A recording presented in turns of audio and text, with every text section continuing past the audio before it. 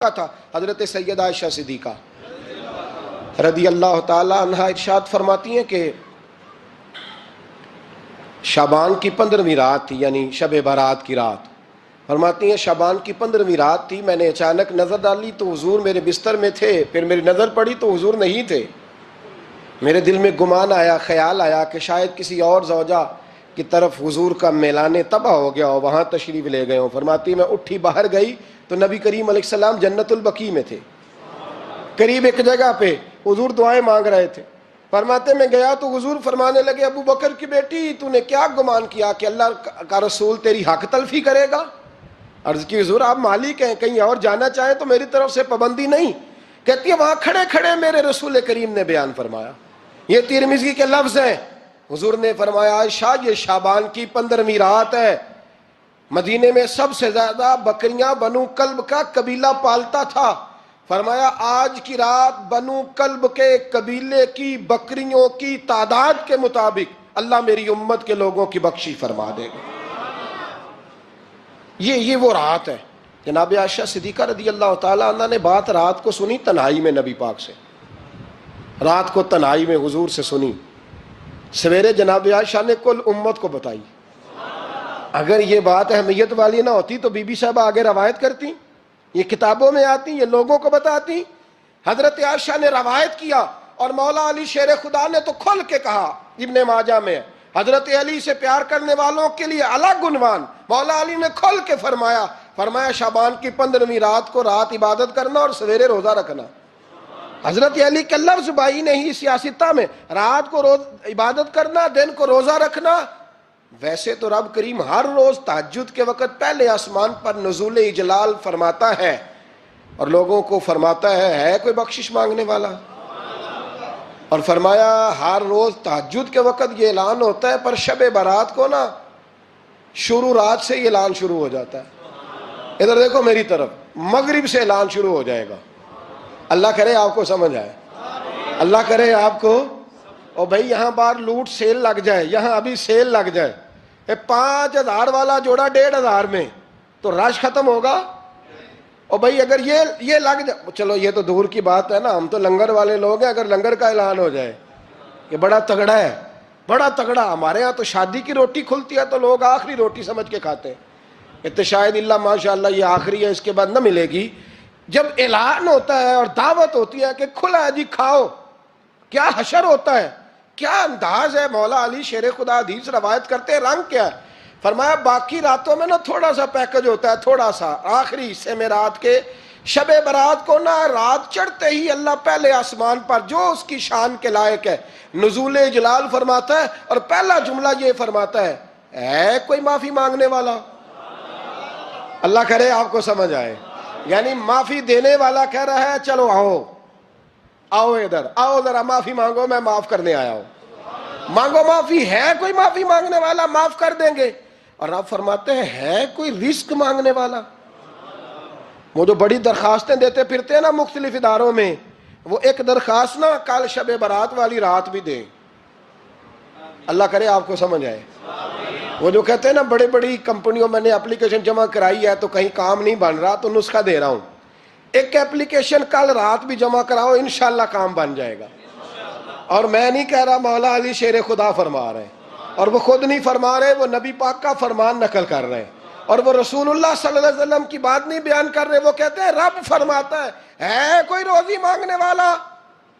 سارے سیٹھوں نوابوں جاگیرداروں کے پاس جا جا کے تھک گئے ہو، ایک دن میرے کہنے پر، ایک رات، ایک دیہڑی ذرا شب برات والی لگا کے تو دیکھو۔ پر شرط یہ ہے کہ یقین کامل ہو، ارادہ یہ، مطلب اللہ معاف کرے آپ نے ناراض نہیں ہونا، لیکن وہ ماحول اس طرح کا ہے کہ شب برات کو ایک دو ساتھی کو کہا رات کو عبادت کر کہتے جی وہ تو ٹھیک ہے پر سویرے چھٹی نہیں، کام کرنا ہے۔ یعنی رب کہہ رہا ہے کہ تو آ جا شب برات کی رات، جو مانگے گا وہ تجھے، لیکن یہ ادھر نہیں توجہ کر رہا، یہ کہتا ہے سویرے 10 بجے دکان نہ کھلی تو مشکل ہو جائے گی، دفتر نہ گیا تو حالات آپ دیکھیں ذرا۔ اب جب یقین اس طرح کا ہو تو پھر تو بھائی ساری زندگی اداروں میں درخواستیں دینی ہیں، پھر آپ جیسا آپ کا مزاج ہوگا، اللہ تعالیٰ تو بندے کے گمان کے قریب ہے۔ تو میرے رسول پاک علیہ السلام نے ہمیں یہ میسج دیا، پیغام دیا، فرمایا اس رات جو اولاد مانگے گا رب اسے بھی عطا فرمائے گا، اس رات جو اللہ سے بخشش مانگے گا اللہ اسے بھی دے گا، اس رات جو رب کریم سے عزت مانگے گا اللہ اسے بھی عطا کرے گا۔ شارحین نے لکھا اس رات جو رب سے پردہ پوشی مانگے گا اللہ اسے پردہ پوشی بھی عطا کرے گا، جو جنت کا سوالی ہوگا رب اپنے فضل سے عطا فرمائے گا۔ کوشش فرمائیں، کوشش فرمائیں۔ 10 محرم کو ہمارے ہاں لوگ جاتے ہیں قبرستان، وہ کسی حدیث سے ثابت نہیں، میں منع نہیں کر رہا، جائیں 9 محرم کو جائیں، 10 کو جائیں، 11 کو جائیں، 8 کو جائیں، سفر میں جائیں، ربیع الاول میں جائیں، قبرستان میں جب بھی جائیں منع نہیں ہے، لیکن شب برات والی رات تو خود رسول کریم گئے ہیں نا قبرستان۔ اب جو بات میں نے سمجھانی ہے اس کو سمجھیں، نبی پاک کی والدہ کا مزار نہیں ہے وہاں جنت البقیع میں، حضور کے کو بھائی بہن، حضور کیا کرنے گئے؟ امت کی بخشش کے لیے گئے۔ شب برات کی رات لالچی نہ بنے کہ صرف میں نے اپنے لیے روزی مانگنی ہے، کل امت کے لیے مانگے رب کریم سے، مانگے اپنے بھائی کے لیے، مانگے اپنی بہن کے لیے، مانگے اپنے بیٹے کے لیے، مانگے اپنی بیٹی کے لیے، مانگے اللہ کریم سے۔ یہ مانگنے کی رات ہے۔ پچھلی راتی رحمت رب دی کرے بلند آوازہ، بخشش منگن وارے کارن کھلا جے دروازہ، آئیں اللہ کی بارگاہ میں اس رات کو کھل کے دعا مانگیں۔ قبرستانوں میں نا کچھ قبریں ایسی ہیں کہ جو بتاتی ہیں کہ سالوں بیت گئے ہیں کوئی آیا نہیں، کچھ قبریں بتاتی ہیں، اور کچھ بڑے قبرستان بڑے شہروں میں ایسے بھی ہیں کہ جن کا گورکن کہتا ہے کہ مجھے کمیٹی نے کہہ دیا ہے جہاں 4-5 سال کوئی نہ آئے وہاں نئی قبر بنا دیا کرو، وہاں نئی قبر بن جاتی ہے معاذ اللہ۔ او بھائی کچھ ہیں ایسے، کچھ ہیں، یہ جائیں نا اکبر بادشاہ یہاں لیٹا ہے لاہور میں، تو شعر لکھا ہوا ہے، بر مزارے ماں غریباں نے گلے پروانہ سوزز نے صدائے بلبلے۔ فارسی کا مقولہ لکھا ہے اس کی قبر پہ، کہتا ہے میں وہ غریب ہوں، اعلیٰ بادشاہ ہے مقبرے میں لیٹا ہے، کہتا ہے میں وہ غریب ہوں کہ نہ یہاں کوئی پروانہ آتا ہے نہ بلبل آ کے گیت گاتی، کوئی آتا ہی نہیں، کوئی فاتحہ نہیں پڑھتا، کوئی فاتحہ نہیں پڑھتا۔ او بھائی کئی قبریں ایسی ہیں جن پہ سالوں بیت گئے کوئی لوٹا نہیں۔ اور مشکات میں حدیث ہے، میرے نبی کریم علیہ السلام نے فرمایا جو قبر میں ہوتا ہے وہ تو اس آدمی کی طرح ہے جو دریا میں ڈوب رہا ہے اور وہ انتظار کر رہا ہے کہ میرا بیٹا میرے لیے دعا مانگے، میری بیٹی دعا مانگے، پر بیٹے کو تو 27 سال ہو گئے، ملک سے باہر ہے، کاغذ بنے گے تو ابے کی قبر پہ آئے گا نا، اس کے تو کاغذات ہی نہیں مکمل ہو رہے، وہ بیٹے کو تو مشکل ہے بڑی، وہ تو کاغذات نہیں بن رہے، وہ تو دولت کا مطالبہ پورا ہوگا تو جبھی وہ کام ہوگا نا۔ انتظار ہو رہا ہے قبروں میں میرا بیٹا دعا کرے، میرا بھائی دعا کرے، اور اگر بچہ دفن ہے تو وہ کہتا ہے میری ماں دعا کرے، میرا باپ دعا کرے۔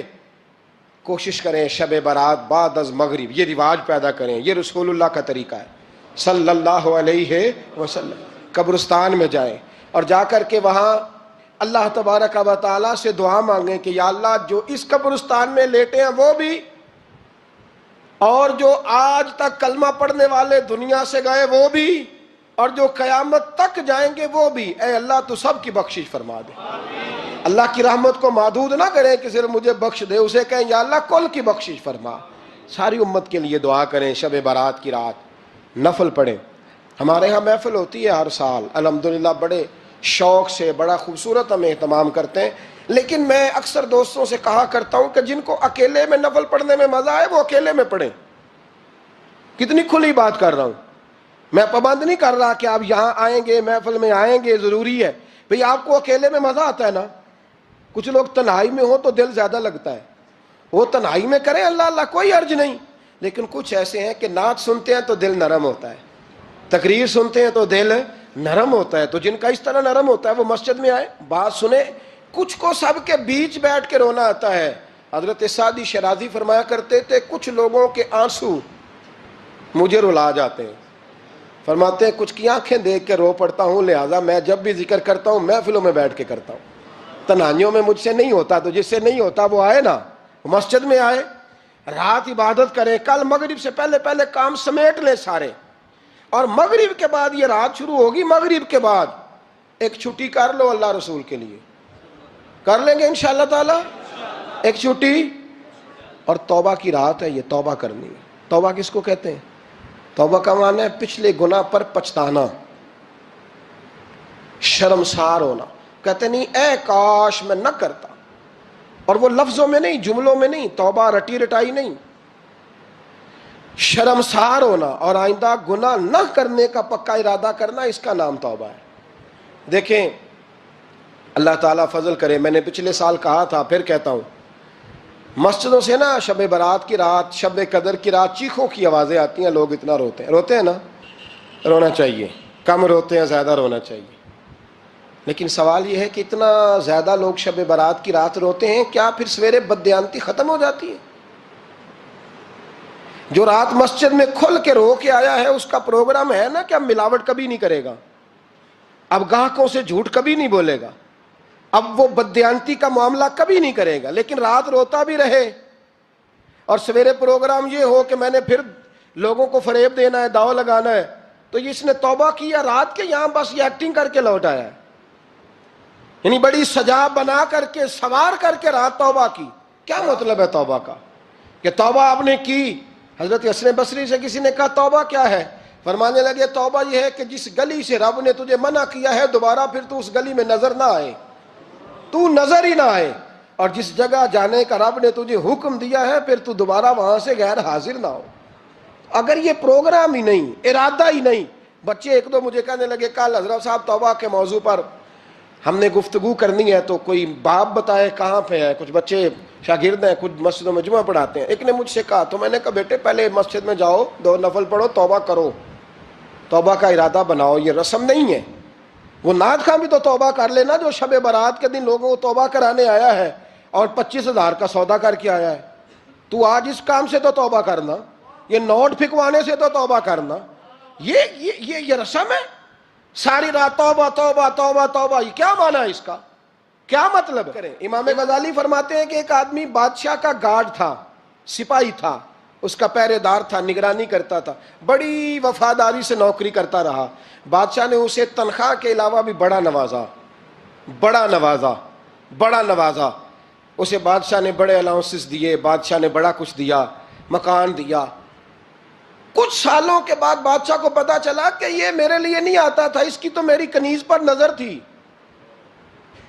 اس نے تو رات کی ڈیوٹی اس لیے لگوائی تھی کہ کنیز پر نظر تھی۔ تو امام فرماتے ہیں کہ بتاؤ پھر وہ بادشاہ اس کے ساتھ کیا سلوک کرے گا؟ وہ کیا سلوک کرے گا؟ تو لوگ کہنے لگے حضور لگتا یہ ہے کہ وہ نا 4-5 حصوں میں کاٹ کے تو کتوں کے آگے پھینکے گا۔ آپ فرمانے لگے میرا رب تو بڑا ہی کریم ہے، وہ تو ایسے نہیں کرتا، لیکن بتلاؤ اگر اسے پتا چلے کہ یہ رسم کے لیے آیا ہے، اس کی تو نظر ہی مال پہ ہے، یہ تو سویرے بدلے گا نہیں، یہ تو دھوکہ دے رہا ہے، یہ تو توبہ کرنے آیا ہی نہیں، اس نے تو ڈھونگ رچایا ہے، اسے تو پہلے سے خبر ہے، تو پھر تم کیا امید رکھتے ہو؟ پھر کیا رویہ رکھتے ہو؟ شب برات کی رات دھاڑے مار مار کے رونا اور صبح اسی طرح دھوکہ دینا، اسی طرح فریب کرنا، اسی طرح جھوٹ بولنا، اسی طرح بددیانتی کرنا، اسی طرح لوگوں کو لوٹنا، تو یہ رسم نہیں ہے توبہ۔ توبہ تو بدل جانے کا نام ہے، توبہ تو پھر سنور جانے کا نام ہے۔ توبہ تو اس طرح ہے جس طرح حضرت ابراہیم ابن ادھم نے کی تھی، وقت کے بادشاہ تھے، بادشاہ جب توبہ کی تو پھر ہر چیز چھوڑ دی، پھر مال لوگوں میں بانٹ دیا اور پھر ٹاٹ کا لباس پہن کر زندگی گزاری۔ لوگوں نے کہا حضور یہ تبدیلی ہے؟ فرمایا تبدیلی نہیں، یہ میری توبہ ہے، یہ میری توبہ ہے۔ جب توبہ کی تو پھر بدل کے کی، جب توبہ کی تو پھر تبدیل کیا آپ نے۔ یہ کیا توبہ ہوئی؟ ساری رات روتے رہے، سویرے دکان پہ جا کے پھر قسم اٹھائی کہ مجھے تو پڑتا ہی 11,000 کا ہے، یہ توبہ ہے؟ تو آپ نے اور میں نے توبہ کرنی ہے تو انشاءاللہ تعالیٰ اس طرح کرنی ہے کہ پھر 15ویں شعبان کو بدل جائے۔ یہ جو موقع آتے ہیں نا شب برات کے، شب قدر کے، یہ بنیادی طور پر اللہ تعالیٰ کی طرف سے دی ہوا موقع ہوتا ہے کہ چلو تمہیں چانس دیتے ہیں، تمہیں چانس دیتے ہیں، پابندی کوئی نہیں، لیکن رب کی طرف سے نا موقع ملتا ہے، چلو تمہیں ایک موقع دیتے ہیں، چلو اپنے آپ کو کلیئر کر لو، تمہیں موقع دیتے ہیں۔ یا اللہ کیا کرے؟ کچھ بھی نہیں، آ کے نا سچے دل سے 2 رکعتیں پڑھ کے توبہ کرو، عرش کا مالک پچھلے سارے ہی معاف کر دے گا۔ کچھ بھی نہیں، آؤ موقع ہے۔ ان لوگوں کی باتوں پہ نہ جائیں جو بلا وجہ پریشان کرتے ہیں۔ ہمیں بھی روز ہی سوال آتے ہیں، دل نہیں کرتا، کچھ باتیں ایسی ہیں جو کرنے کو طبیعت نہیں چاہتی، میں کروں گا بھی نہیں۔ لوگوں کو شب برات کا حوالہ بھی نہیں مل رہا، حالانکہ ترمذی شریف میں حدیث موجود ہے، صحاح ستہ کی روایت ہے، ترمذی میں موجود ہے۔ پہلے کہتے ہیں صحاح ستہ سے دکھاؤ، جب صحاح ستہ سے مل گئی تو آپ اور کدھر جانا ہے؟ اور ابن ماجہ میں موجود ہے مولا علی کی روایت، اور ذرا ترتیب دیکھیے گا، یہ ترمذی کی حدیث ہے، اور امام ترمذی نے تو پورا باب باندھا ہے 15ویں شعبان پر، پورا باب۔ اب تمہاری مرضی ہے، اگر تم نئی بات کو سمجھنا چاہتے۔ اور مجھے پتا کیوں یہ شب برات کیا لگتا ہے، مجھے کبھی کبھی یوں لگتا ہے کہ رب فرماتا ہے کہ رمضان سے 15 دن پہلے ہی پکی سچی توبہ کر لے، تیاری کر، پاک صاف ہو جا، تاکہ جب رمضان آئے نا تو پھر تجھے پاک ہونے کی ضرورت نہ پڑے، بس پھر تو آتا جائے اور میں تیرے اوپر رحمت نچھاور کرتا جاؤں۔ بس تو پہلے ہی تیاری کر، 15 دن پہلے ہی، 14 دن پہلے تیار ہو جا۔ کل رات اپنے آپ کو ذہنی طور پر تیار کریں، بچوں کو تیار کریں، گھروں کو تیار کریں۔ اب جب مہمان آتے ہیں نا بڑا کچھ کرتے ہیں، شب برات آئے تو مصلے ایک دفعہ دھویا کریں، ایک دفعہ مصلے دھویا کریں۔ فرش دھوتے ہیں نا، مہمانوں نے آنا ہے تو ایک کمرے کا فرش دھو کے صاف کریں کہ خواتین نے یہاں ساری رات نماز پڑھنی، یہ ارادے بنائیں۔ جس طرح آپ کہتے ہیں نا رات کو سفر کرنا ہے تو دوپہر میں تھوڑا آرام نہ کر لوں، تو کل دوپہر میں آرام کر لیں، تاکہ رات کو رب رب کرنا آسان ہو جائے، اللہ کی بارگاہ میں بیٹھنا آسان ہو جائے۔ مکمل طور پر ذہنی طور پر اپنے آپ کو تیار کریں۔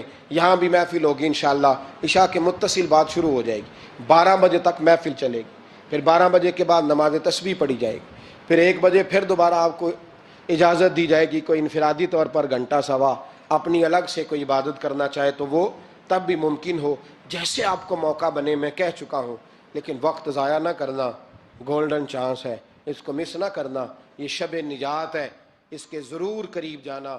رب کریم سمجھنے کی توفیق عطا فرمائے۔ آخر دعوایا ان الحمدللہ۔